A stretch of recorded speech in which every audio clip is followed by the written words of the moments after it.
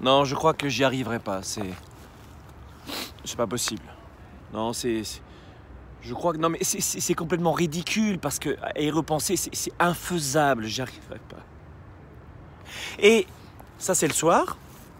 Et le matin, vous vous levez. Yes, baby, today it's my day. C'est incroyable, hein? Ça fait un peu sourire ce type de situation, non, vous trouvez pas? C'est pas une métaphore que je vous donne. Je ne fais que mimer le comportement de 97% de la population qui a cette sorte de mutation entre le matin et le soir. Le matin, un héros, le soir, souvent un zéro. On a les mêmes compétences, le même passé, les mêmes valeurs, le même savoir, on est la même personne physiquement.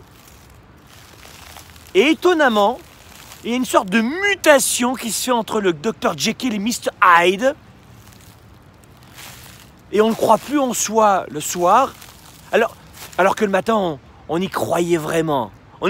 On était comme ces gamins qui continuent de rêver en couleur, malgré le ciel gris. Que s'est-il passé? Eh bien, le matin, vous vous levez, plein d'énergie, une nouvelle vision, bien dormi. Et puis finalement, les tracas arrivent dans la journée, vous devez combattre les petits soucis, les obstacles, les frustrations quotidiennes au travail ou ces interruptions permanentes par courriel, par téléphone, sur ordinateur. Et peu à peu, votre énergie chute. Mauvaise alimentation, mauvaise hydratation, etc. Et voilà comment vous arrivez le soir. Le matin, vous aviez cette capacité de voir que vous étiez libre dans un pays libre, libre d'agir et de penser, de vos enfants, votre santé, le lieu où vous vivez, vos amis, votre quartier, bref. Vous avez un travail, un toit pour dormir. Mais le soir, c'est étonnant, hein, parce qu'on ne voit plus tout ça.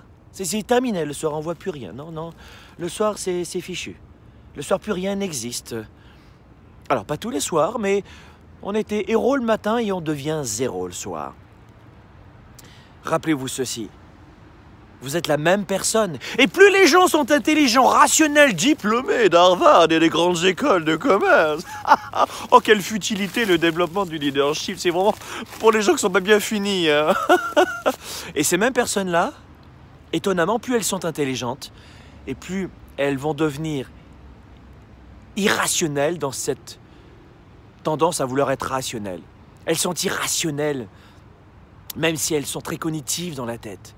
Elles vont trouver des milliards de raisons pour lesquelles ça ne va pas. Et plus on est intelligent, selon la société, parce que ça me fait un peu rire, moi, et plus on va avoir cette capacité, cette propension à devenir un zéro et à trouver plein d'excuses pour se démontrer par A plus B que ce n'est pas possible. Le matin, on voulait faire un voyage. Montréal, ce matin, il y a un temps extraordinaire. Le matin, on voulait faire un voyage entre Montréal et New York en voiture au mois de février avec de la neige. Et tout était possible. On trouvait toutes les solutions pour que ce soit possible. Et dans ce désir d'être très intelligent, très rationnel, le soir, on va trouver la même tendance à trouver plein de détails qui ont un lien entre les uns avec les autres pour justement ne plus aller en voiture entre Montréal et New York. Non, on va crever un pneu, on va avoir une tempête de neige, et on va trouver plein d'éléments. C'est-à-dire que plus les gens ont cette capacité à prendre du recul, à trouver des exemples, et plus ils vont s'auto-saboter. Un petit peu comme, vous savez, ce que je vous enseigne notamment dans nos programmes avancés, comme le programme 110, notamment dans la capacité de développer nos produits, nos services, un peu comme notamment un agent immobilier. On va trouver des comparatifs différents.